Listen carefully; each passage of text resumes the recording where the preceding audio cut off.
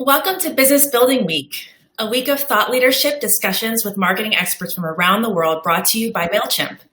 The goal of this week is to help support entrepreneurs and small businesses with the latest trends and recommendations so they can create marketing plans that build stronger connections with those that love their brand and those who will love their brand. Today's topic will be focused on developing compelling creative, specifically on social media, email, websites, or landing pages. I'm Ronnie Wise, founder and CEO of Ronnie Wise Consulting, and I'm excited to be one of the hosts this week. At Ronnie Wise Consulting, we specialize in working with small teams and founders to implement low-cost digital marketing strategies. Our clients are women and minority small business owners and nonprofit directors who have the passion and talent to be successful, but often lack the time to become marketing experts. I'm really excited to be joined today by Mari Backus. We've had a lot of fun preparing some great takeaways for you. Mari, would you like to introduce yourself? Yes, thank you, Ronnie. I'm excited to be here with you too. I'm Mari Backus, founder and owner of Stay Collective Co., a branding and website design studio. At Stay Collective Co., we believe in intentional branding and design, so we don't work with our clients to just make something that looks pretty. We want to create visuals that speak to our clients' audience, convert, and have meaning behind them. We work with entrepreneurs who need help turning their dreams into a reality and small businesses that are looking to up-level.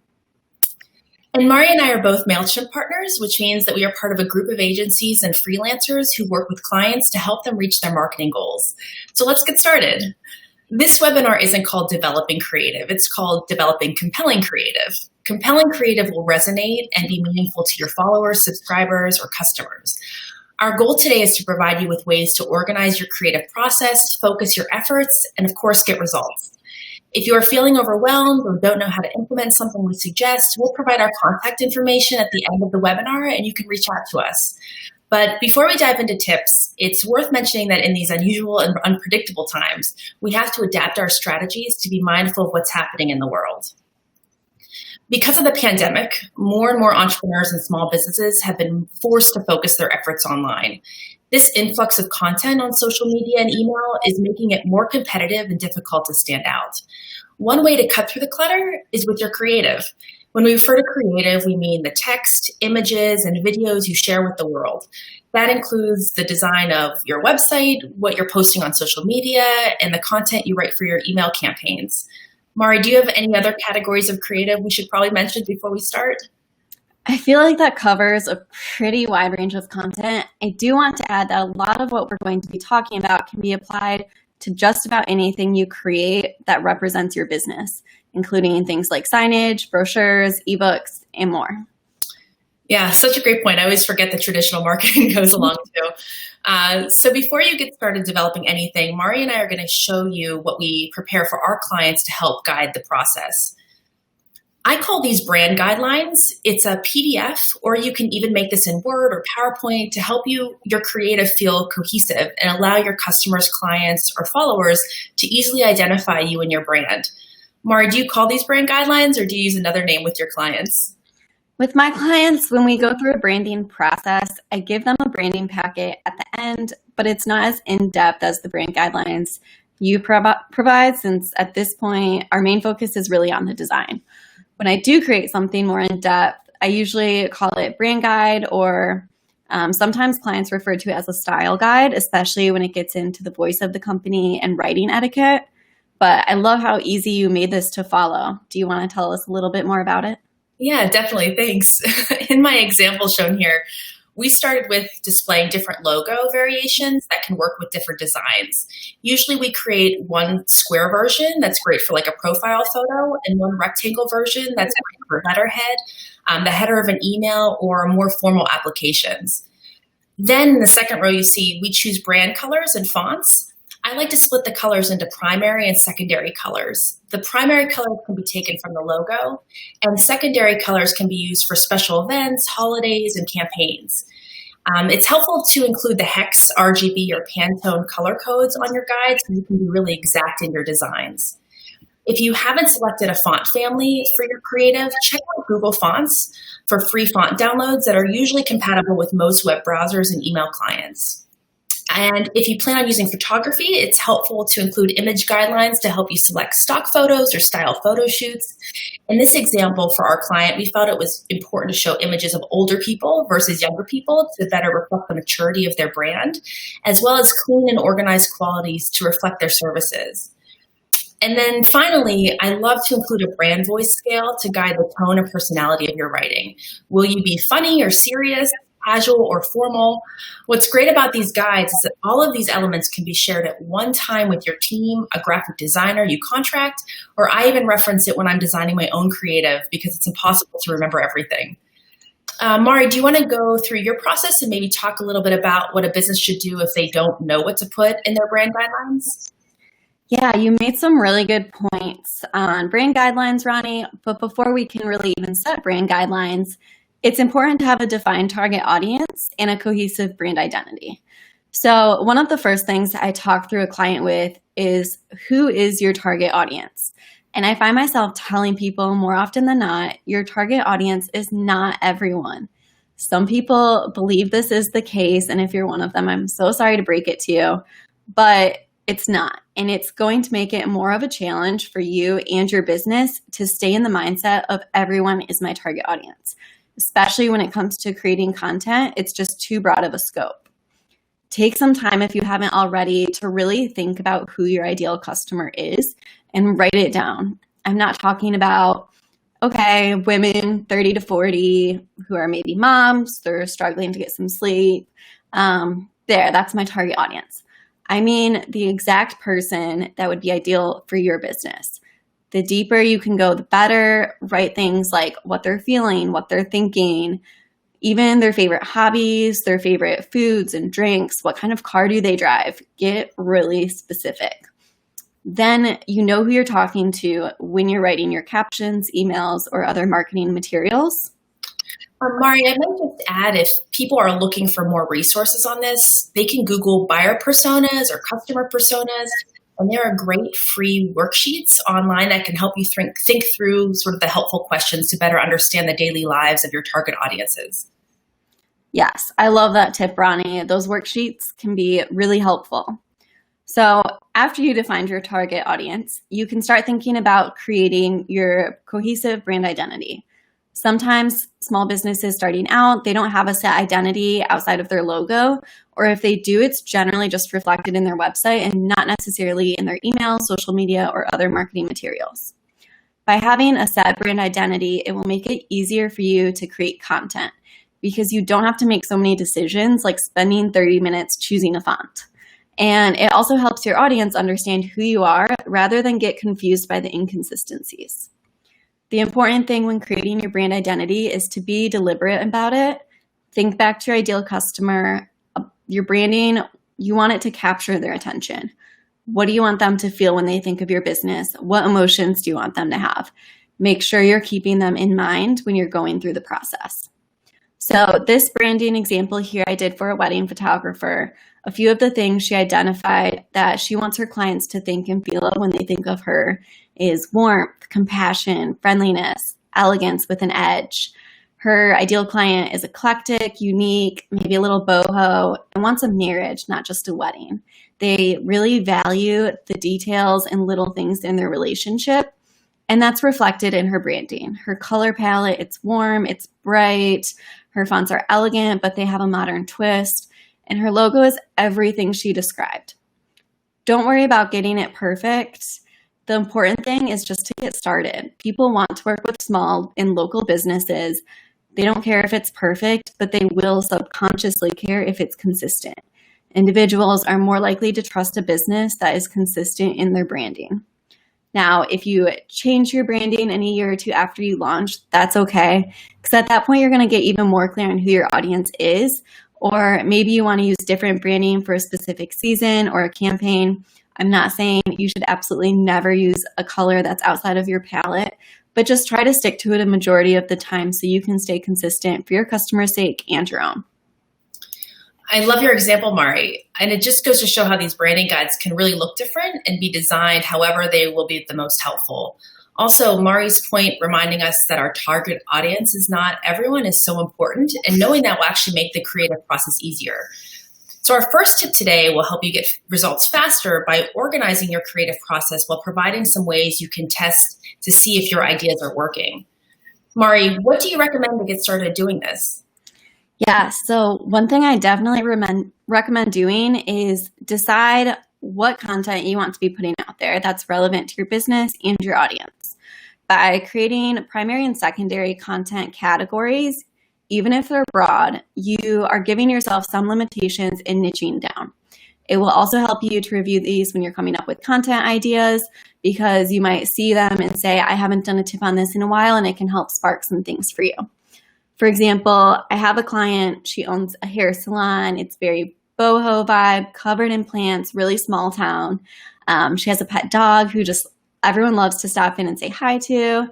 So for her content, we organized her primary content, hair care, product tips, recent styles reviews, and tutorials. You definitely want to have some that are providing value, that are more education-based, and you can see 2 of her 3 primary ones are education-based. And for her secondary content, we really categorized local events because of the small town vibe, graphics with lifestyle quotes for inspiration, merchandise they have, things about the stylists who work there, different updates to the salon, like maybe they just added a new mural or updated their window display, and then dogs and plants because her clients are most likely a fan of both of those. So again, thinking about your target audience when creating your categories, and try to stick to a percentage, especially with social media. So maybe 70% of the content you're putting out there is your primary content and 30% is secondary. Another tip for organizing your content is to decide which is ideal for each platform. To give an example of where you might be putting different content on your website, you'll probably be updating this with things like sales, events, testimonials, new products or services. And on a blog, that's going to be something usually more education-based. For campaign emails, that's going to be where your most loyal audience is. So that's where you're going to put first to know content, and you can really give your email list priority, making them feel like an exclusive group. If you're running a sale, you have a big announcement, and you want to be putting this on your email campaigns, along with any other updates that you can recap for them, because these are the people that are going to be most likely to work with you and purchase or refer to you. Do you have anything to add to this, Ronnie? Yeah, I would probably just emphasize sort of that point. For your subscribers to stay engaged and not unsubscribe from your email campaigns, you need to keep them on the edge of their seats a bit and give them a reason to continue opening your campaigns. If you send them an email with exactly what you're posting on social media, they really have no reason to stay subscribed. So Mari, maybe that leads right into getting your thoughts on what types of creative are most compelling on social media. Yeah, social media is going to be a lot of what's happening right now, especially with stories and lives taking off, things that add value or entertainment, and things that link back to your blog, services, or products. It's really a taste of everything, and it's going to look different depending on the platform of social media. So you probably wouldn't be posting a job opening on Pinterest, but you would on LinkedIn. For small businesses and entrepreneurs, it can be challenging with so many social media platforms, but you don't have to be on all of them. I usually recommend focusing on a couple or one even when you're launching. It really depends on your business and the size of it and your strategy. But by focusing on 1 or 2, you can really establish your presence there and do it well. Once you decide which social media platforms you want to put your energy into, which should probably be the ones that your target audience hangs out on, you can decide what content fits with that platform to get you the best results. This way, you aren't putting the same content on each channel. And when you're managing more than one, you'll usually find that a certain type of content might perform really well on one platform, but not another platform. So then you have to kind of adjust your strategy accordingly. But again, it really comes back to honing in on your audience, knowing your ideal customer, who you're serving, who you can make content to, what they want to see, and how you can provide value to them, not just sell them. Yeah, keeping your ideal customer in mind and where they will interact with you while you develop creative is essential. And I'm sure you'll agree with this, Mari, that this process doesn't end here. As you post content, use analytics to see what's performing best. You can see what links are being clicked on the most in an email campaign, determine which social media posts have the best engagement rate, or review which website pages have the lowest bounce rate. And if you have content you aren't sure about, you can A/B test your creative. I usually recommend to pick your best two concepts and test them against one another. Whether it's an email subject line or even a Facebook ad image, by narrowing it down to two, you'll have a simpler time reviewing the results so you can make more informed decisions on what creative will be the most compelling next time. Another fun way to test how compelling your creative is will be to use Instagram Story to create a poll and ask your audience for ideas and feedback. I've had clients do this to get suggestions for new product names, vote for what kind of discount they want. Do they want percentage off or free shipping? And gauge interest on blog topics before they actually spend the time writing them. It's not only going to be helpful getting their feedback, but it's a great way to engage your audience.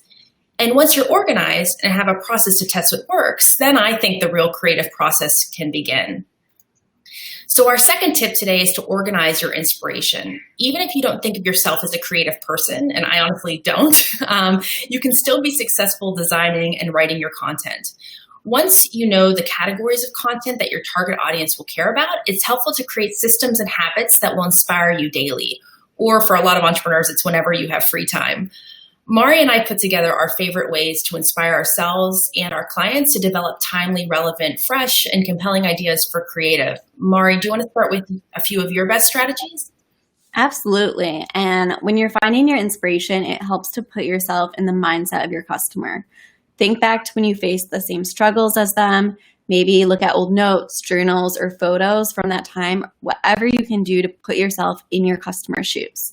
One thing I definitely recommend doing is creating a Pinterest board for your brand, like this one, that has photos that represent your business and your target audience to help inspire you. If you're using things like quotes in your content, especially for social media, you can also make a Pinterest board for your quotes where you can pin things, and then when you're making your content, go look at this and it will all be there ready for you. Maybe you hang out on Instagram more than Pinterest, so saving posts on here has been a lifesaver for me personally. I know anytime I go back and look at things I've saved, whether it's inspiration from a caption or a photo itself, I feel so much more inspired. And you can categorize them into different collections like I've done here for specific inspiration or ideas.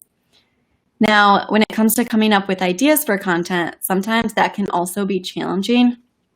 So I want to let you guys in on a few strategies to help get you out of a creative slump if you're a person who that happens to. Some people that doesn't happen to, I've heard. I'm not really sure though. So I'm curious, let us know. Do you feel like you get creative blocks at times, especially when it comes to creating your email or social media? Drop a comment. You can put a heart for yes and a thumbs up for no. So some of my favorite tips I tell my clients, especially if you're a person who does get stuck like this, it's to keep an ongoing list of content ideas. This way, if you're feeling like you're not very creative right then, you can revisit your list of ideas, pull one of those, and you won't feel so pressured to come up with something at the drop of a hat. Keep your list handy, maybe at the notes on your phone or in your planner so you can always add to it when inspiration hits you. And even better, when you are feeling really creative, set aside 10 minutes, look at your list, and then you can add to it so that it's always growing. You never want to get into these creative slumps, but it happens, and it happens to the best of us. So when it does, and these previous tips aren't really helping you, creating content can sound like the biggest chore in the world. And I think the best thing you can really do when that happens is just go get out of your head. Go get coffee with other entrepreneurs or coworkers who you can brainstorm and bounce ideas off of. Go for a walk and just think about your clients, what kind of struggles they're facing, and get that creative energy flowing. Do you have some tips that you can add to this, Ronnie? Yes, I would also love to find ways that take little to no time, but keep me on top of what's trending. One tip is to set up Google alerts for keywords related to your business or industry. Then you can share relevant articles with your own commentary in your email campaigns or social media. These alerts are free and will be emailed directly to you either daily or weekly, and make it so you don't have to scan multiple websites and news sources every day to be on top of what's trending. I also love to subscribe to email newsletters and follow accounts outside of my industry on social media to find inspiration. And one secret I do is I read headlines in Google News, because journalists know how to write really captivating headlines, and that really can inspire the way that I write my email subject lines. I also like to create a folder of stock photos to supplement original content. When you're watching your favorite mindless television show, browse through open source images sites like pexels.com and save any that fit with your brand. On many of these sites, you can even filter stock images by a color code, so you can easily find images that feel cohesive with your brand guidelines. It's just another reminder to keep those brand guidelines handy. And our final tip of the day is to remind you that you can be your own graphic designer using free online tools. All you need is to dedicate time in your busy day, which I know isn't easy for everyone, but trust me, you can do it. You know your audience, and now you know how to inspire yourself with a few ideas and concepts. With your brand guidelines and identity in mind, you have everything you need to design compelling creative that will help you achieve your marketing goals. And even better, I'm a firm believer that you don't need to invest a ton of money to have great looking and compelling content. Do you agree, Mari, on that? Yeah, that's very true. And there's a lot of amazing resources that you can use to create visually appealing content without the help of a professional. Take social media, for example. You can use different apps to edit photos, find stock images, design graphics, and create or schedule posts. So with photos, I know Ronnie just mentioned Pexels. Unsplash is one of my personal favorites to find free photos that don't look super stock photo-y. What is important when using stock images is to edit the photos. Even if they look great, they most likely aren't going to fit in with your other photos and image guidelines without a little tweaking, unless you are searching by that color hexes like Ronnie mentioned, which isn't always realistic unless you're looking for something, especially when you're looking for something free and specific. That being said, using original photos is always the best. Some platforms, even like Pinterest, will put original content higher up in the algorithm, so it's more likely to be seen if it's original photos. And you don't have to pay for a professional to take photos for them to look good. By taking 15 minutes to play around and practice editing on a few different photos, you can get more comfortable and confident with it. To edit photos, you can use a lot of different apps that are editing specific, like Lightroom or Visco. Or you can use the editing capabilities that are in your scheduling or social media platforms that probably won't be as in-depth. I usually recommend just taking some time, try a couple different ones out and see which one works best for you. You can see in this example, even what appears to be very poorly captured photo can be edited into something that's usable, proving even photos that are not ideal or professionally taken can be used for content. I feel a little bit like a broken record at this point, but again, consistency is one of the best things you can do. There is not a set way to edit your photos. It really depends on your guidelines in your business. Some businesses might want a bright, light, more airy feel, and others want like a dark and moody feel. So by figuring out those kind of things like exposure, brightness, vibrancy, you can find the perfect editing style for your business. No two photos are going to be edited the same unless they're in the exact same spot at the same time of day. So even if you're using presets, something to keep in mind is you'll always probably have to make some adjustments depending on the light. A couple of other small tips just for taking your own photos. If you have products, a light box is an easy way that you can take professional looking photos yourself. Another one is natural sunlight is always going to be better than indoor lighting. So make sure the camera is between the natural light and the object you're taking the photo of. And lastly, taking photos outdoors is ideal during golden hour, which is going to be after sunrise or right before sunset. And that will help you avoid a lot of that glare and highlights in your pictures. Do you have any photography tips that you can add in here, Ronnie? I probably would just add that I did invest in a light box at one point, and it's sitting collecting dust in the corner of my office. So Really, I would say every few years I invest in a new iPhone because the quality of the photos are fantastic, especially after you use some of the tools that you mentioned, that Mari mentioned. And if I think about how much money I've probably saved not hiring a photographer every time, the iPhone upgrades have paid for themselves several times. I love that point. You don't need a professional camera either. Our phones take amazing photos, and so that can be a super helpful tip. There is more to creative than photos though, so let's talk a little bit about creating graphics. When it comes to designing graphics, especially for social media, there's a lot of apps, again, that you can use, like Canva, Over, Template, or StoryArt, just to name a couple of them. Many of them even allow you to add in your own fonts and brand colors, so when you're using pre-made templates, you can incorporate those super easily. Here's a couple of examples I threw together in literally a couple of minutes with pre-made templates. I know I'm a graphic designer, but I cannot take credit for these looking good. The resources make it just so easy to create visually appealing content without a graphic designer's help. I also have a planned out Instagram feed here. Personally, I really like planning out my content so that I don't feel so pressured to come up with it ASAP and like I'm not posting just to post. I can be more intentional with it and make sure it fits in with my aesthetic. By using an app like Unum, Later, or Preview, I can make content when I'm feeling creative, prepare it to post, and I know it will fit in with my brand. Then I can always change it or move things around if I need to. So creative also isn't just for social media. We want to talk about websites and email campaigns too. When it comes to websites, especially if you're just starting out, this can seem like a really daunting thing, and it does not have to be. Having a website is important because without one, people can just be kind of turned off. Maybe they don't think you aren't legitimate or they don't take you as seriously. So if you don't have the abilities to hire a professional for your website at the time, you can always create your own. You still have options. So creating a landing page is always an option, or your own website using a pre-made template.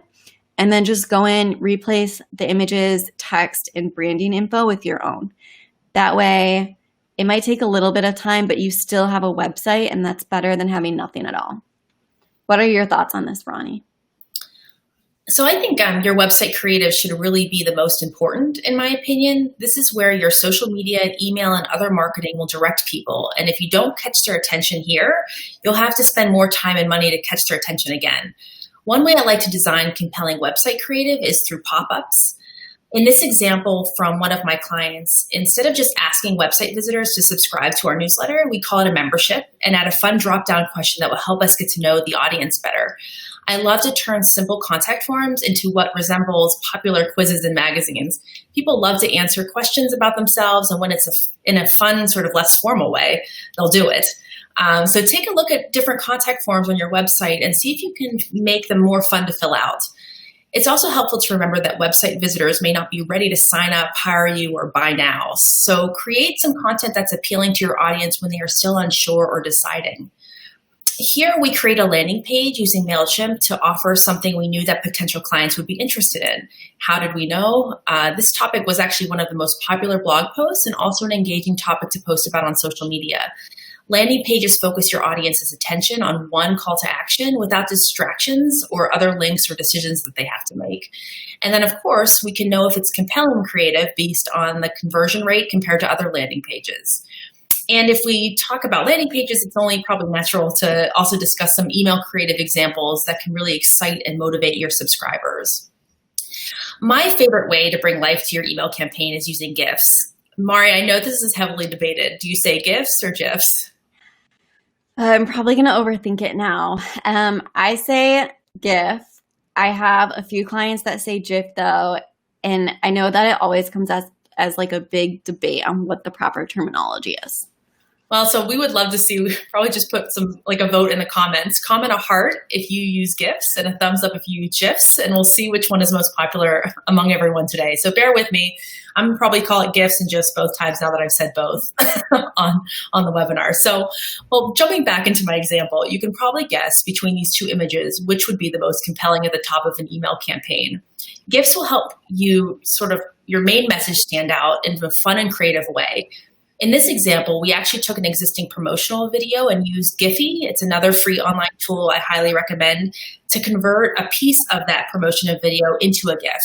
I love reusing content when we can, so if you have a lot of fun video content already created, consider turning chunks of it into GIFs for your marketing campaigns.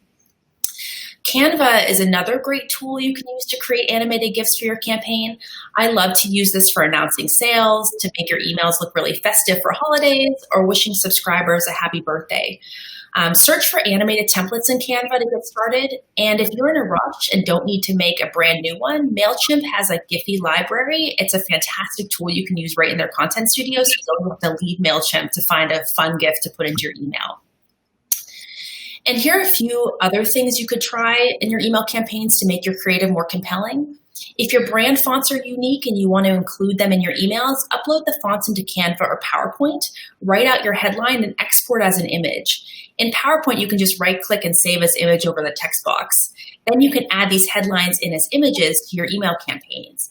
I did this in the porcelain and turquoise example. Make sure you add image alt text, though, for these headlines with matching text in case an email client doesn't display the image. There's nothing compelling about a blank email campaign. You can also swap simple buttons or text links in your email to clickable images that incorporate both text and photos in the design. Those are the other two examples I'm showing on the slide. These are super simple ways to make, super simple to make, and can improve your click rate really well, just with some little bit of design skills. Just make sure that the font size is big enough to read on a mobile device. There are so many different things you can try, and I encourage you not to be afraid to try something new. Even if your open rate or click rate drops slightly each time you change up the content, you'll learn something from that. So, the more you try things, the more your audience will react, and you'll know what is the most compelling. So before we wrap up, Mari, do you have any final tips to share?